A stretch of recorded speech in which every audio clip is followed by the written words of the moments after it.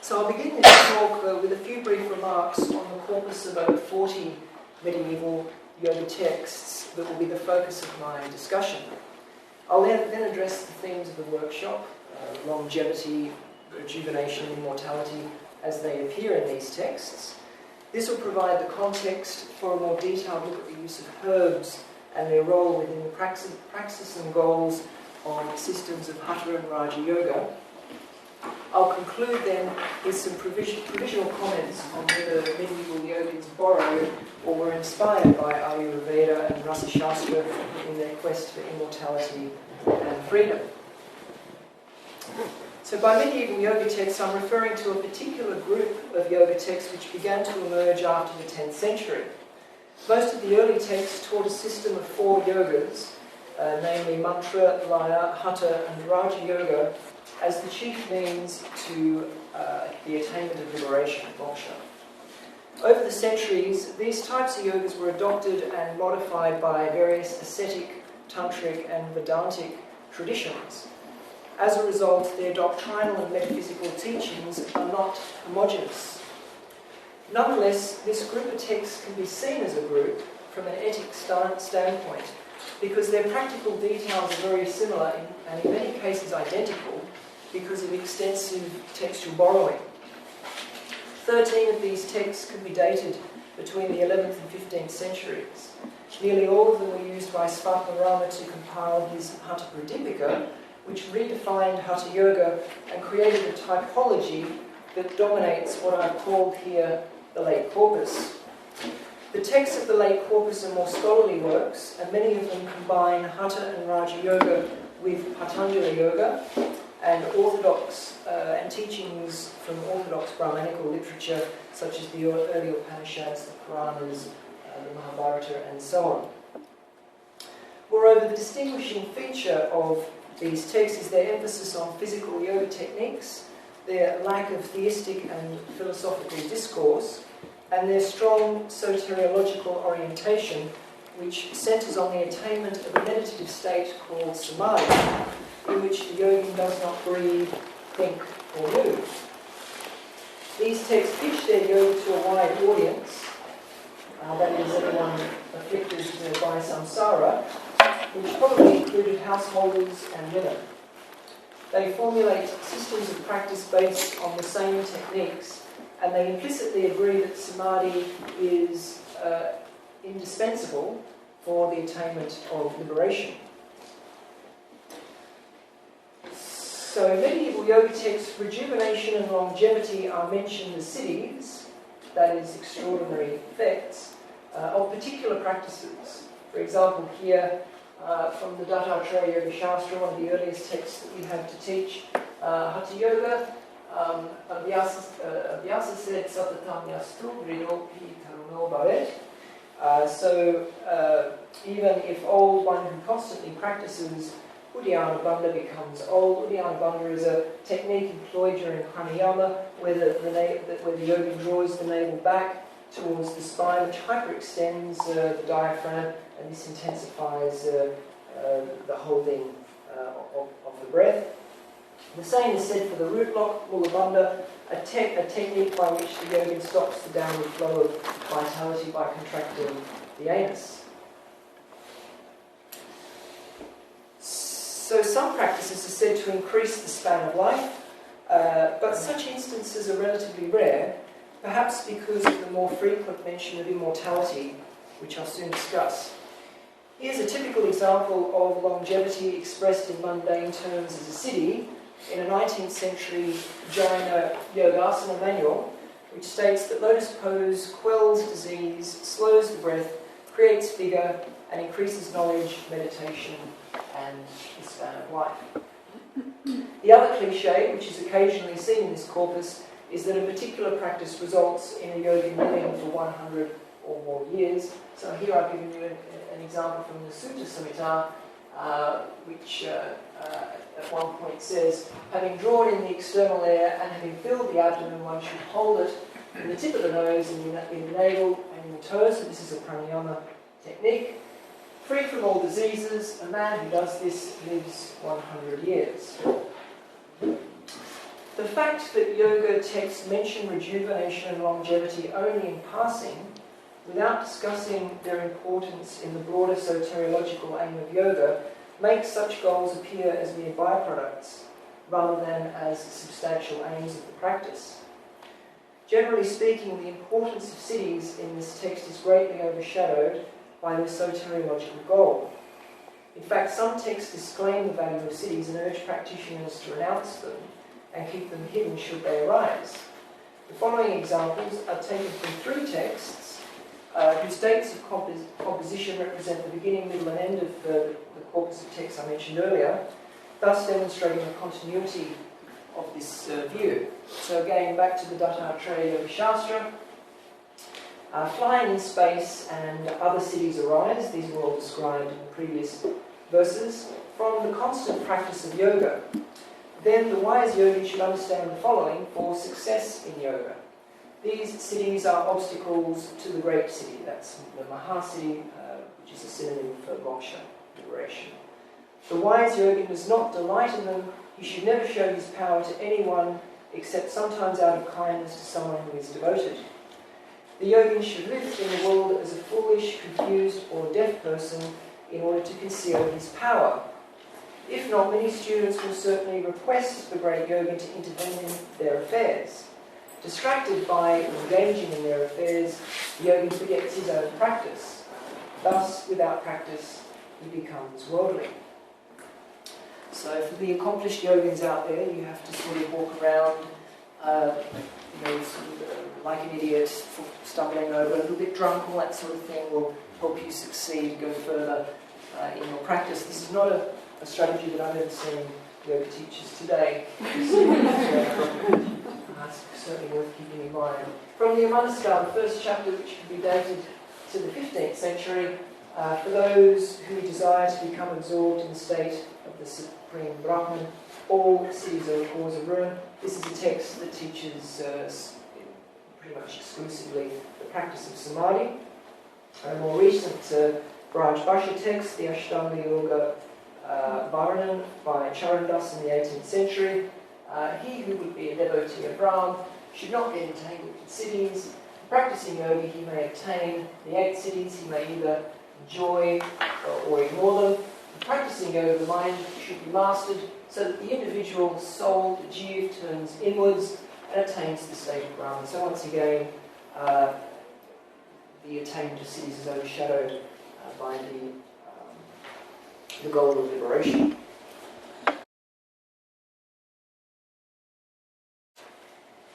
So although siddhis are less prevalent in many of these yoga texts than medieval tantras and Rasāyana works, the ambiguous role of siddhis in the context of yoga raises the interesting question of why so many siddhis are mentioned. The siddhis of overcoming various ailments appear to have had a practical value in yoga, because disease was considered an obstacle to its practice. In fact, the role of the non-seated asanas, some of which you can see here, and these sort of postures start to appear with increased number in yoga traditions after the 15th century. Their role was primarily based on their health effects. One might speculate that these siddhis were valued by householders in much the same way as people today derive benefit from practicing modern postural yoga. However, one must wonder why alchemical siddhis, such as turning base metals into gold, were mentioned in yoga texts at all. Perhaps householders sought them out.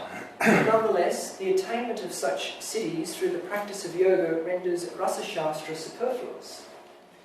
It begs the question of why one would go to the trouble of acquiring mercury and treating it, as well as taking herbal elixirs, if all the benefits could be achieved through the practice of yoga alone.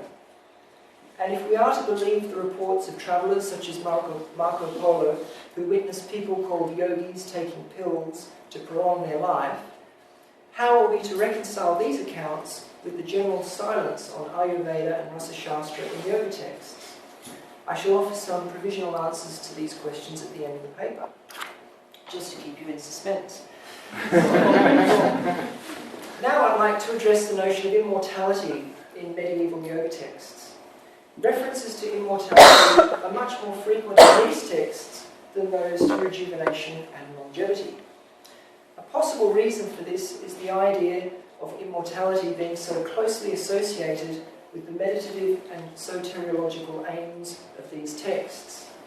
Although immortality appears as a siddhi in some instances, as the first two examples will indicate, it also characterises the state of samadhi and liberation. So here's a typical example from the Haṭha Pradipika of how one comes across a reference to immortality, that here through the 10 Hatha Yogic mudras one can destroy old age and death. But perhaps more significantly than this, immortality is often the result of practices that stabilise semen in the body, such as Vajroli Mudra, which is a urethral suction technique that reabsorbs lost semen and quells carnal desires. For example, again in the Haṭha Pradipika, we see the standard idea behind celibacy. The knower of yoga should thus, through the practice of Vajroli, conserve semen and conquer death. Death is caused by the loss of semen and life by the retention of semen.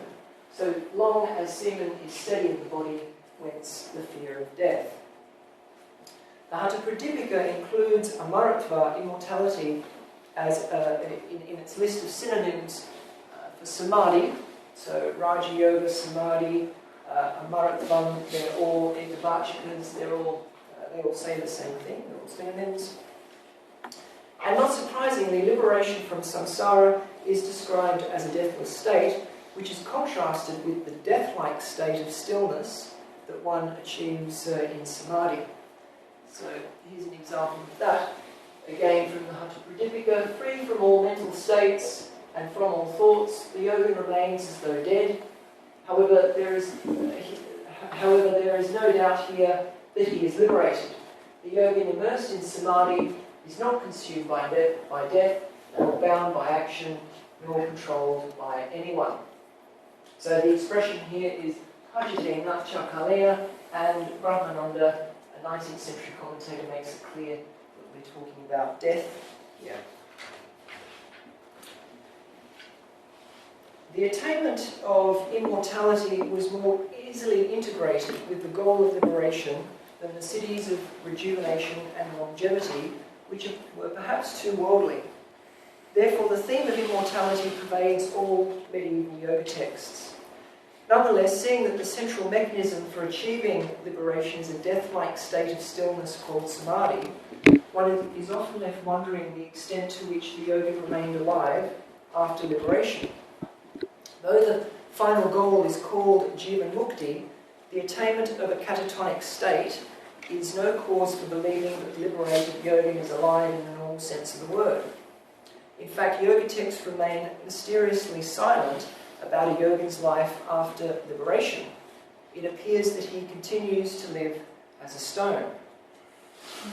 Nonetheless, the goal of bodiless liberation, videha mukti, is never mentioned, and the practice of yogic suicide, utkranti, is largely ignored in these works.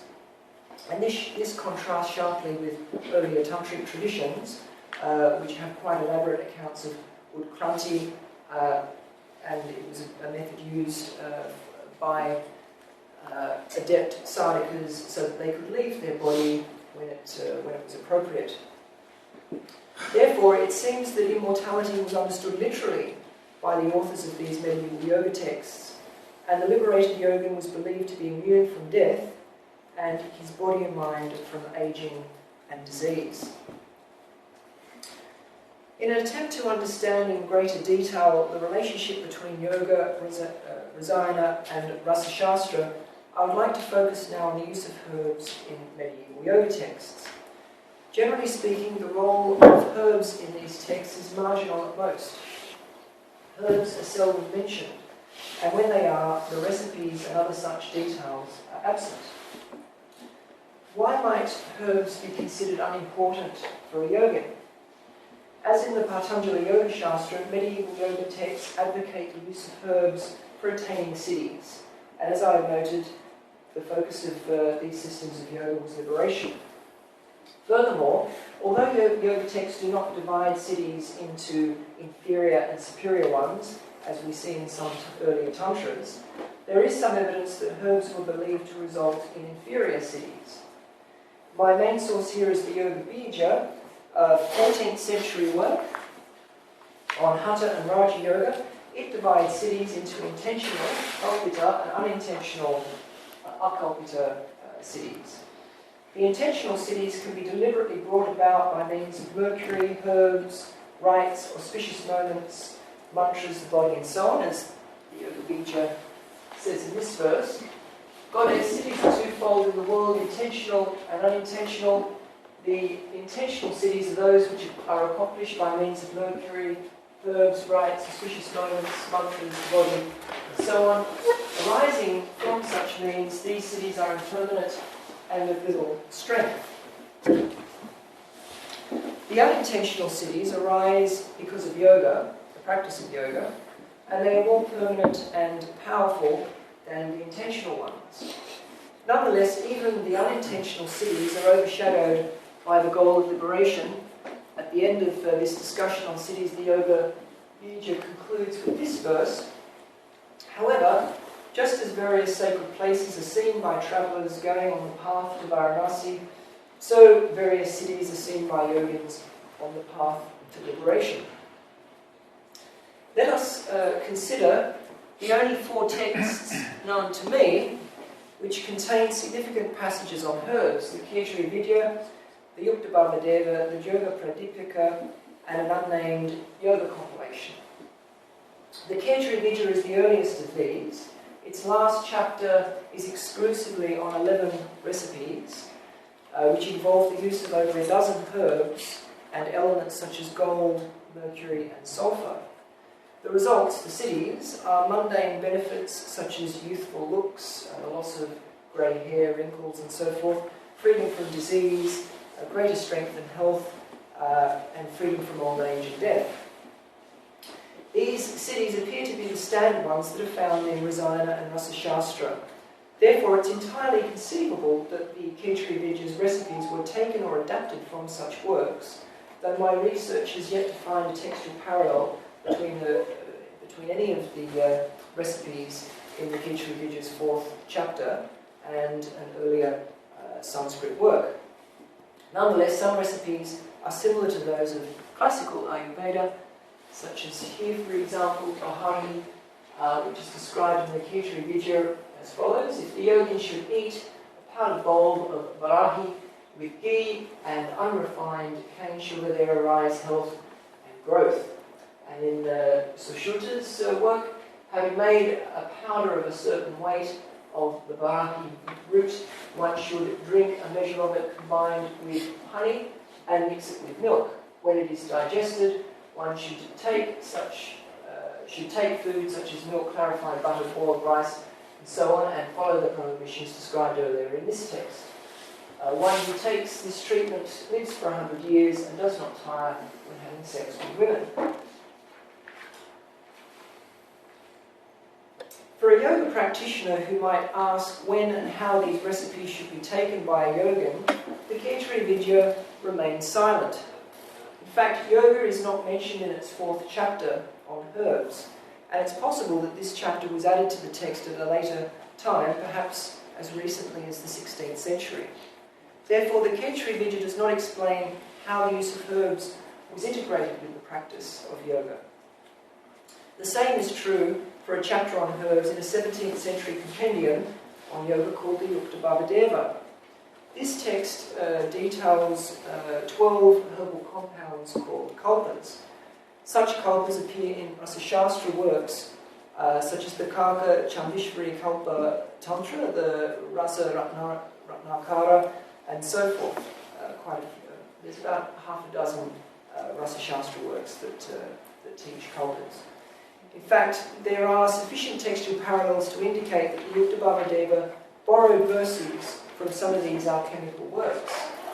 Nonetheless, the Yuktabhavadeva does not explain how the use of herbs should be combined with the practice of yoga. To my mind, this raises the question of why herbs are not mentioned in many of the extensive passages throughout the whole medieval yoga corpus that detail yoga techniques and how they should be performed. But what would such a passage look like? Fortunately, there are two exceptions to the general absence of herbal yoga, so to speak. The first is in the Yoga Pradipika, a Braj Bhasha text composed in Rajasthan in the 18th century. It outlines 4 recipes which closely resemble those of the Khichdi video. It then describes how the herbs are to be taken during the practice of Khichdi Mudra, so that's the same practice taught in the Khichdi video. Khichdi Mudra is sort of working with the tongue, cutting the frame and so forth, massaging it, and then being able to put it up into the nasal pharyngeal cavity and keep it there. So this section from the Yoga Pradipika begins with the recipes. And I've given you the first one here. Next, I will describe herbs and explain them very clearly. Without herbs, one does not obtain siddhis. Therefore, the yogi should always take herbs. Collect the herb called ringa along with its root, and having dried it, make a powder of it. Take black sesame, emblic, myriabalm, and curd, and having mixed them together with 3 sweeteners, one should take the whole mixture. It will remove all ailments and disease, and old age and death will disappear. Jyātarāma, that's the name of the author, will speak of other herbs which have these qualities, and he then goes on to give the recipes of the next 3 herbs. Once he's given the recipes, we get to this passage. Now, the yogin's manner of living while undertaking the practice of Khichdi Mudra will be explained. First, build a solitary hut in a forest or in the grounds of a hermitage, where it pleases the mind. For 6 months, one should steadily practice postures and not talk with any people. One should repeat mantras day and night, consume rice and water, and avoid salt. One should not eat dry ginger, the fruit of the wood apple tree, nor radish. However, one can eat a little sweet food. Having done this practice, one should take those herbs which were described previously. When every 7th day, when every 7th day, which is Sunday, comes, one should cut the frenum, that's the bit of flesh under the tongue, every fortnight. So he does that every Sunday, twice a week. And then milk the tongue. Milking is massaging it. And then you should churn it with the mind focus. Churning the tongue is wrapping a bit of cloth around it and churning it around, moving it back and forth. When one does this for 6 months, one obtains a strong Khichdi Mudra. The tongue grows 4 finger breadths in length, and one obtains 2 fruits, devotion and liberation. That man who has done what has to be done washes off the impurities of birth and death. O Jyātarāma, having held 1 drop of bindu in the body, it dissolves in copper, which then becomes gold. This is the special quality of Khichdi Mudra. This passage is such a striking example of herbal yoga because it demonstrates precisely how the practice of yoga and the taking of the herbs might have been integrated. Yet one must wonder why similar accounts are not found in earlier Sanskrit texts, had the taking of herbs been common amongst yoga practitioners. Like the Yoga Pradipika, earlier texts provide details on the yogin's hut, postures and dietary restrictions. However, in the Yoga Pradipika, the inclusion of these details as preliminary practices for 6 months, followed by the ingestion of herbal compounds and promises of youthfulness and immortality, are all redolent of Rasāyana practices in classical Ayurveda. The second exception I mentioned earlier is an unnamed Sanskrit compilation on yoga, which was probably composed in the 19th century. It hasn't been published or edited, so it's probably just a one-off text that was written in Rajasthan. But the text has recipes of 5 kalpas, and it states, in a solitary place, free from wind, taking those herbal preparations, the yogin should go without drink and food, not socialise, and maintain celibacy. Because of the power of this herbal preparation, his hair and teeth fall out. Having shed his skin like a snake, even an old man becomes like a 16-year-old. The distinguishing feature of this passage is the loss and presumed rejuvenation of the yogin's hair, teeth and skin. Such details can be found in accounts of Rasāyana treatment in Ayurvedic texts. So in conclusion, the literature's ambivalence, as it were, towards the use of herbs suggests that medieval yogins did not promote them as an integral part of yoga. Nonetheless, passing references to herbs and the inclusion of some recipes in a few yoga texts indicate that some yogis must have used them for attaining siddhis. This is unsurprising given the shared emphasis on healing in medieval yoga, Ayurveda and Rasāyana. Nonetheless, the evidence does not suggest that herbal concoctions were ever an essential component of yoga traditions. More generally speaking, Ayurveda and Rasāyana were not valued in the soteriological orientation of yoga. And in regard to the common ground between them, that being the healing of diseases, it's reasonable to speculate that yogins tended to resort to their own yoga practices rather than Ayurvedic and Rasāyanic remedies. However, these conclusions need to be qualified with a few remarks about the limitations of this textual evidence. Yoga texts are prescriptive and they tell us what yogins were supposed to do, not exactly what they did. We must also bear in mind that many of these texts indicate that their yoga could be practiced by all, regardless of belief, caste or gender. It's significant but not surprising that they do not advise against Ayurveda or Rasāyana. Therefore, those yogins whose reputations did not rely on claims that yoga could cure all diseases and guarantee immortality might well have been tempted to achieve these aims by combining yoga with the consumption of medicinal compounds whenever they were available.